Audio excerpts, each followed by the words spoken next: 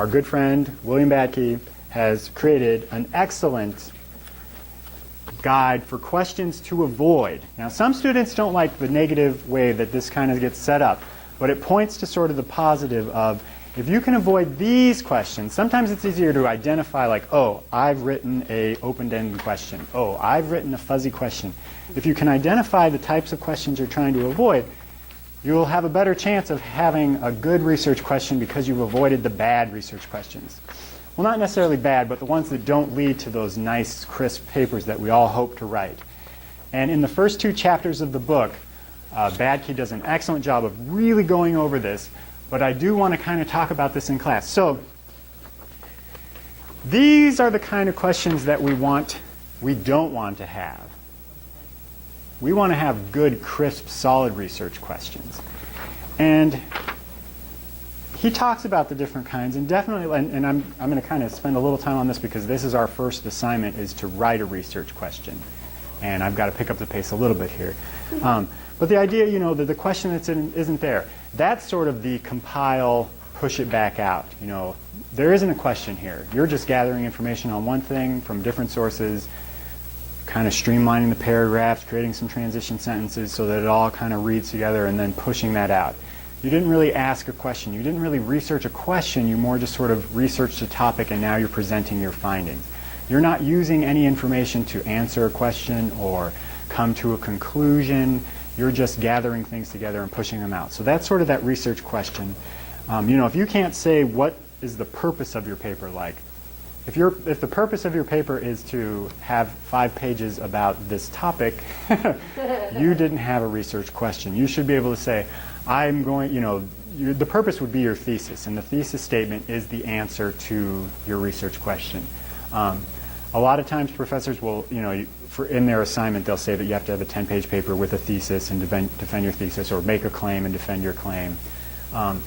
I think it's easier, and so does our good Canadian librarian friend, it's easier when you're doing the research to think of it as a question, just to kind of to start with a question. Even if you will eventually develop, in your final paper, you might never write your question.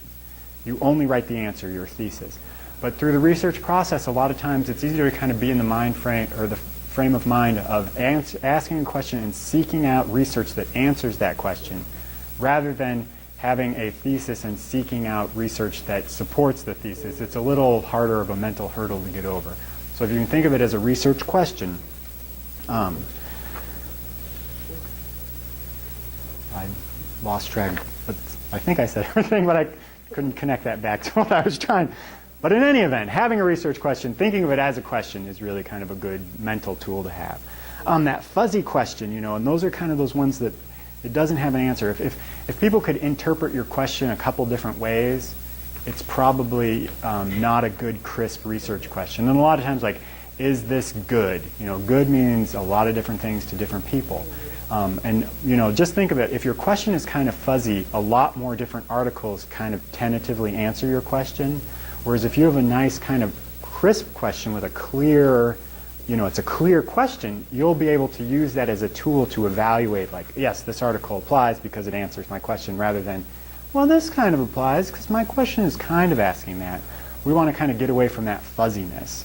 The multi-part question, some people get really tempted by this. The idea that, like, I'll ask this and this and this, because especially if you kind of are excited about the topic at all. But you should be one question is plenty. You never have to do, like, why was Shakespeare such a good writer, and why was he so popular in his day? Like, that's too much, that paper is going to fight itself. I mean, you should be able to kind of boil that down into one question.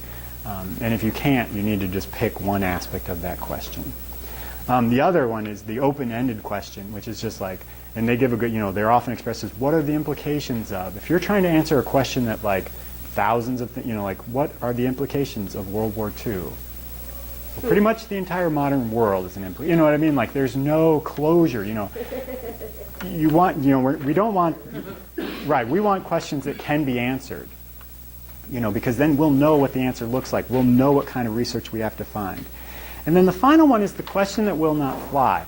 And this sort of, he gives like a pretty good, is today's generation smarter than the previous one because it knows how to text message as his example?